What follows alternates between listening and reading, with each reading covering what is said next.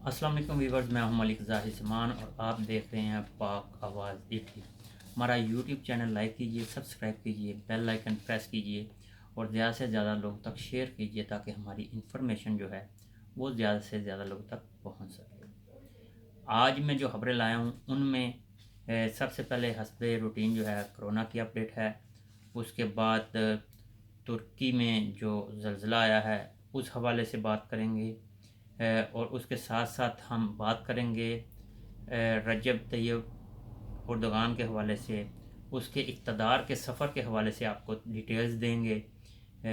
और इसके साथ साथ हम बात करेंगे जनाब वाला इंडिया में जो गौ माता है उस हवाले से जो मुसलमानों पे तशद्दुद किया जा रहा है, उन पे जाली जो मुकदमात बनाए जा रहे हैं उस हवाले से तफसीली बात करेंगे। और उसके साथ साथ मज़ीद आपको ये भी बताएंगे कि फ़्रांस में जो इस वक्त सूरत हाल है और उम्मत मुसलमा में जो गम व गुस्सा पाया जा रहा है उसकी जो एक्चुअल सूरत हाल क्या है।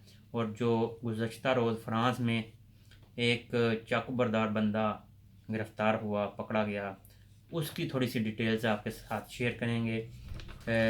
और सबसे पहले हम बात करेंगे कल के एक वीलॉग जो है वो बनाया था। उसमें हमने एम्बेसी रोम जो पाकिस्तानी एम्बेसी है उसमें एक मीटिंग हुई थी। उसमें चंद एक दोस्त रह गए थे, उनके नाम लेने वो मैंने कहा है वो मैं ज़रूर बोलता चलूँ, आवाम के सामने रखता चलूँ, क्योंकि मेरी कोशिश होती है कि जो मेरे मीडिया पर्सन्स हैं वो हर उस प्रोग्राम में जहाँ पे वो मौजूद हैं उनका जो है वो सामने आना बहुत ज़रूरी है।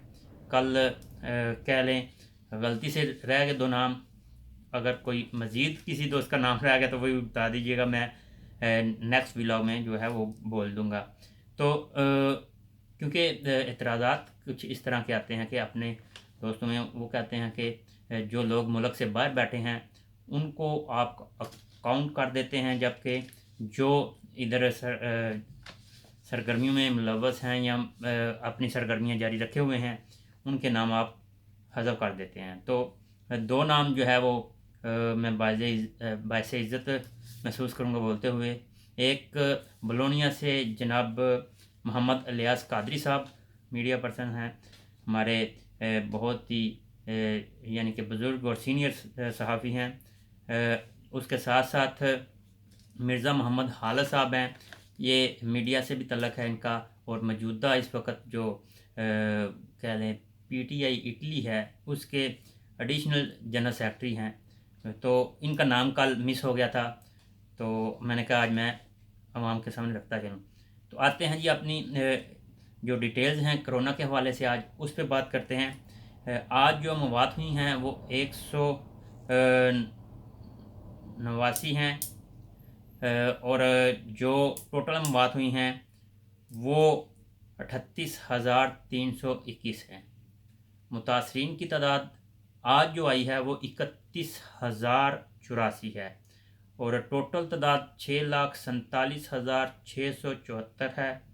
सेहतमंद अफराद की तादाद आज 4,285 है। टोटल तादाद 2,83,567 है।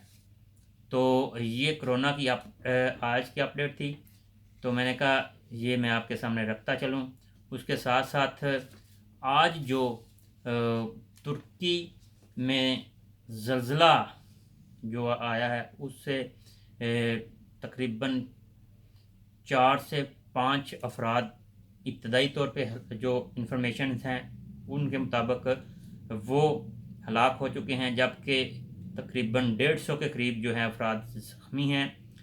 ये जो ज़लज़ला आया है ये तुर्की के शहर ज़ंबीर में आया है और ये साहिल समंदर से तकरीबन 17 से 18 किलोमीटर दूर इसका मरकज़ था। अब 20-22 से ज़्यादा जो अमारात हैं वो ज़मीन बोस हो चुकी हैं जो इब्तदाई इंफॉर्मेशन है उसके मुताबिक। और जो समंदर का पानी है वो जो है वो शहर में घुस गया है। 7 रेक्टर स्केल पे ये ज़लज़ला आया है और इसके जो کہہ لیں جھٹکے یا اس کے اثرات جو ہیں وہ یونان میں بھی محسوس کیے گئے ہیں، اور یونان میں بھی اس کی جو ہے وہ حدت اور جو ہے ریکٹر اسکیل پہ جو سپیڈ ہے وہ محسوس کی گئی ہے، اور یہ ایک قدرتی آفت ہے جس سے ترکی جو ہے وہ دوچار ہے اس وقت۔ اور اس کے ساتھ ساتھ میں آپ کے ساتھ شیئر کرنا چاہ رہا تھا ترکی کے صدر رجب طیب اردگان، ان کا اقتدار سفر جو ہے وہ اس کی ڈیٹیلز آپ کے سامنے رکھنا چاہ رہا تھا۔ تو اس میں طیب اردگان صاحب جناب فروری 1954 میں ایک کوسٹ گارڈ کے گھر پیدا ہوئے۔ جب وہ 13 سال کے تھے تو ان کے والد نے استنبول منتقل ہونے کا فیصلہ کیا تاکہ وہ اپنے بچوں کے بہتر مستقبل کے لیے اور ان کو بہتر ماحول جو ہے وہ میسر دینے کے لیے وہاں آئے۔ نوجوانی میں طیب اردگان نے پیسے کمانے کے لیے جوس اور ڈبل روٹی بھی بیچی۔ انہوں نے اسلامک اسکول سے جو ہے وہ تعلیم حاصل کی اور استنبول کی مامارا یونیورسٹی سے مینجمنٹ کی ڈگری حاصل کی۔ اس کے بعد انہوں نے پیشہ ورانہ فٹ بال بھی کھیلی۔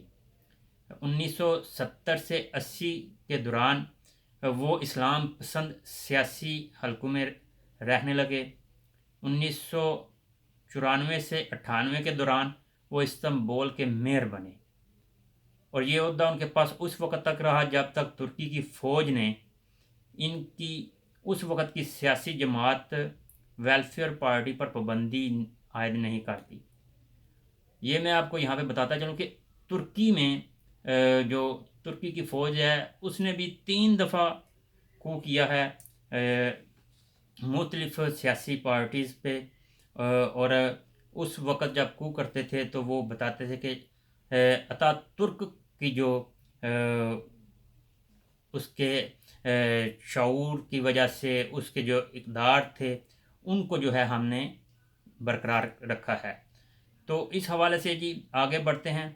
1999 میں ایک قوم پسند نظم پڑھنے پہ انہیں 4 ماہ کی سزا بھی سنائی گئی۔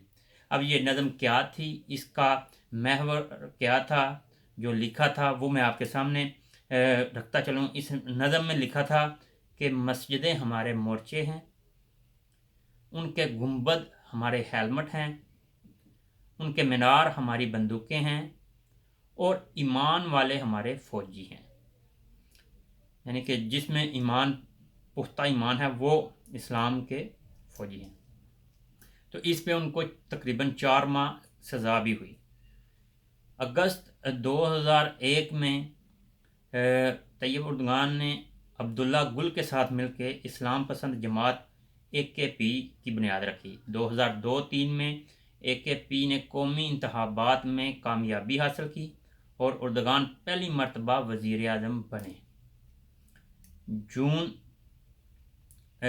دسمبر 2013 میں ان کی حکومت کے خلاف بڑا کرپشن سکینڈل سامنے آیا اور ان کی کابینہ کے 3 وزراء کے بیٹے گرفتار کیے گئے۔ اردگان نے یہ جو مدعا ہے یہ مخالفین کو اس کا ذمہ دار قرار دیا۔ اگست 2014 میں وہ پہلے براہ راست صدر منتخب ہوئے۔ جولائی 2016 میں انہوں نے اپنی حکومت کے خلاف فوجی بغاوت کو ناکام بنایا، اور نہ صرف ناکام بنایا، ودن 10 آورز وہ دوبارہ منظر عام پر آئے، اپنی عوام سے خطاب کیا، اور اس جو فوجی بغاوت ہے اس میں تقریباً 250 کے قریب جو طیب اردگان کے یا پارٹی کے لائلٹی تھے انہوں نے اپنی جانوں کا نذرانہ پیش کیا۔ اپریل 2017 میں انہوں نے صدارتی اختیارات میں اضافے کے لیے ملک گیر ایک ریفرینڈم کروایا، جس میں ریفرینڈم میں بہت سخت مقابلہ تھا ان کا۔ 51% جو ان کے حق میں تھے، 49% جو ہے ان کے مخالف تھے، لیکن وہ ریفرینڈم جو ہے انہوں نے جیت لیا۔ اب ان کی تھوڑی سی عسکری طاقت کے حوالے سے بات کرتے ہیں۔ عسکری طاقت جو اس وقت نظر آ رہی ہے، یہ گزشتہ چند ماہ کے دوران ترک صدر نے کوشش کی ہے کہ وہ ترکی کی عسکری طاقت کا برملا اظہار جو ہے وہ علاقائی سطح پر کرے۔ اس صورتحال سے پوری یورپی یونین سمیت ترکی کے نیٹو اتحادی ممالک بھی پریشان ہیں۔ اس وقت کی بات ہو رہی ہے۔ ترک فوج لیبیا اور شام میں بلا واسطہ اور ناگورنو تنازع میں بالواسطہ ملوث ہے۔ ترک فوج نے آذربائیجان اور آرمینیا تنازع میں چند ہفتے قبل، یعنی کہ اس تنازع سے قبل ہی جو ہے انہوں نے اپنی فوجی مشقیں کی تھیں۔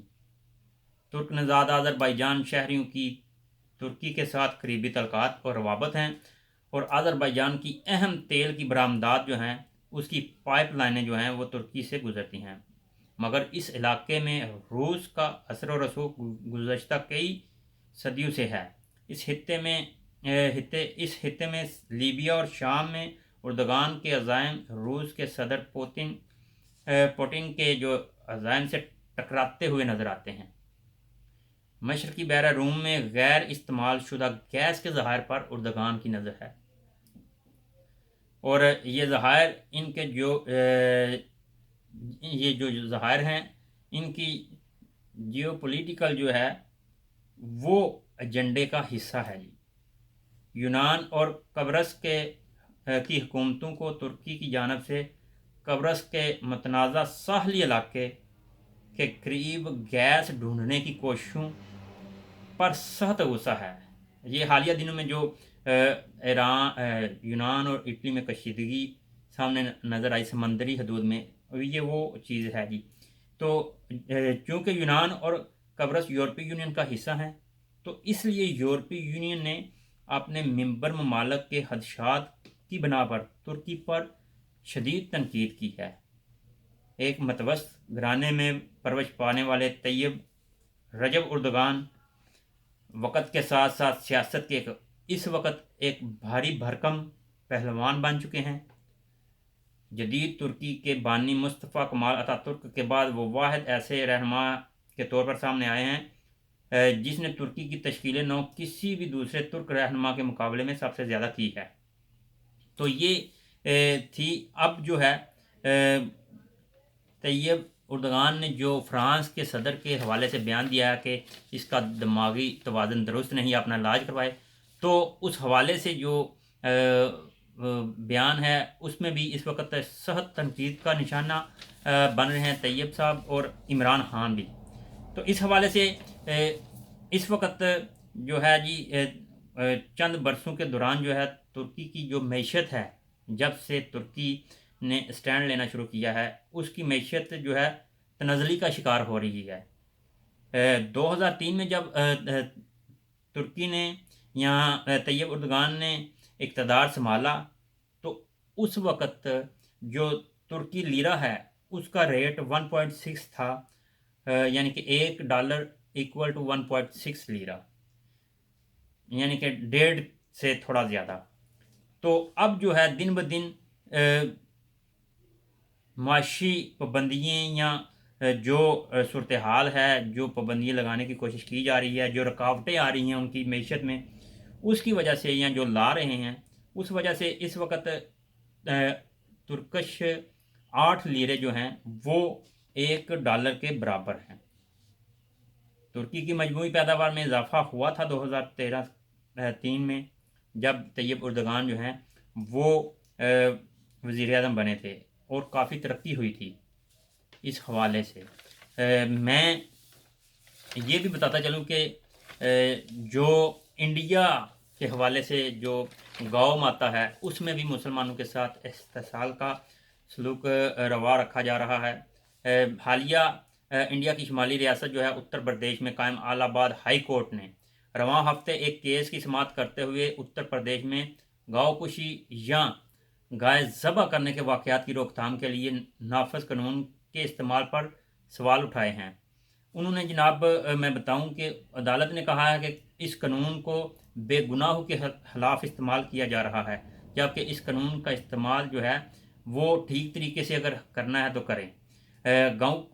گاؤ کشی کے قانون کے تحت جو ہے ملزمان میں سے ایک کی ضمانت کی درخواست پر جو سماعت ہوئی، اس میں ہائی کورٹ کے جج جسٹس سدھارتھ نے کہا ہے جی کہ کہ قانون کے استعمال بے گناہوں کے خلاف نہ کیا جائے جبکہ کیا جا رہا ہے۔ جہاں بھی گوشت ملتا ہے اسے بغیر فرانزک لیب میں جانچ کرائے گائے کا گوشت بتا دیا جاتا ہے۔ زیادہ تر معاملات میں گوشت کو جانچ کے لیے لیب میں بھیجا ہی نہیں جاتا۔ ملزم ایسے جرم میں جیل میں رہتے ہیں جو کہ ایک ممکنہ طور پر ہوا ہی نہ ہو۔ ضمانت دیے جانے کے حکم میں انہوں نے کہا کہ جب گایوں کو قبضے میں دکھایا جاتا ہے تو بازیابی کا کوئی میمو تیار نہیں کیا جاتا اور کسی کو معلوم نہیں ہوتا کہ بازیافتہ جو گائے ہے وہ جاتی کہاں ہے۔ اس حوالے سے جی بڑی جو قانون بھارت میں ہے وہ انہوں نے مزید اس میں قانون میں سختی کی ہے۔ ان کا کہنا ہے کہ جی گو کشی روکنے کے لیے قواعد و ضوابط کو مزید سخت کیا گیا ہے۔ ترمیم شدہ قانون میں بہت زیادہ سختی اختیار کی گئی ہے۔ پہلی بار یعنی کہ فرسٹ ٹائم جو گاؤ کشی کا الزام ثابت ہونے پر 3 سے 10 سال تک قید اور 3 سے 5 لاکھ روپے جرمانہ کی تجویز ہے، جبکہ سیکنڈ ٹائم یہی جرم کرنے پر جو ہے وہ دونوں سزائیں بھی سنائی جا سکتی ہیں، اور نہ صرف یہ سزائیں سنائی جا سکتی ہیں بلکہ ان کے ارتکاب کے لیے گینگسٹر ایکٹ کے تحت بھی کارروائی کی جا سکتی ہے، جس کا مطلب ہے کہ اس کی جائیداد قرقی بھی ہو سکتی ہے، اور یہ بھی جو ہے وہ موجود ہے جی تجویز۔ اب میں تھوڑا سا کیونکہ ٹائم کافی زیادہ ہو رہا ہے ویلاگ کا، تو میں تیزی کے ساتھ یہ پڑھ رہا ہوں، آپ کے سامنے رکھ رہا ہوں یہ چیزیں تاکہ جو ہے سارا ویلاگ کور کیا جا سکے۔ اب فرانس کے حوالے سے جو بات ہے جی وہ میں آپ کو بتاتا چلوں کہ جو حالیہ دنوں میں جو خنجر یا چھرے کا حملہ ہوا ہے، چاقو کا حملہ ہوا ہے، اس میں جو 3 اموات ہوئی ہیں، اس حوالے سے جو فرانس کے حکام کا کہنا ہے نیس شہر کے ایک گرجا گھر میں جو چاقو سے حملہ ہوا، اور اس حوالے سے انہوں نے بتایا کہ یہ چند روز قبل ہی تیونس سے یورپ میں داخل ہوا۔ 21 سالہ مبینہ حملہ آور کو جائے وقوع سے کچھ ہی دیر بعد حراست میں لے لیا گیا۔ چرچ پر ہونے والے اس حملے میں 3 افراد ہلاک ہوئے تھے۔ اگرچہ حکام کی جانب سے ابھی مبینہ حملے اور اس کا نام سرکاری سطح پر ظاہر نہیں کیا گیا، لیکن پولیس ذرائع کے مطابق اس کا نام براہم ایویسیاوے ہے۔ حکام کا کہنا ہے کہ مبینہ حملہ آور کے پاس اطالوی ریڈ کراس کی جانب سے جاری کردہ سفری دستاویزات تھے۔ یہ دستاویزات انہیں گزشتہ ماہ اس وقت جاری کیے گئے تھے جب وہ پناہ گزینوں کی ایک کشتی کے ذریعے اٹلی پہنچے تھے۔ حملے کے کچھ ہی دیر بعد پولیس نے مبینہ حملہ آور کو گولی مار کر زخمی کر دیا تھا، اور اب وہ تشویشناک حالت میں مقامی ہسپتال میں زیر علاج ہے۔ تو یہ یعنی کہ بتایا جا رہا ہے کہ یہ اٹلی سے وہاں گیا، اور یہ جو حملہ آور ہے یہ جناب والا جو چرچ میں حملہ ہوا ہے اس میں اس کا نام آیا ہے جو وہ تیونس کا شہری ہے۔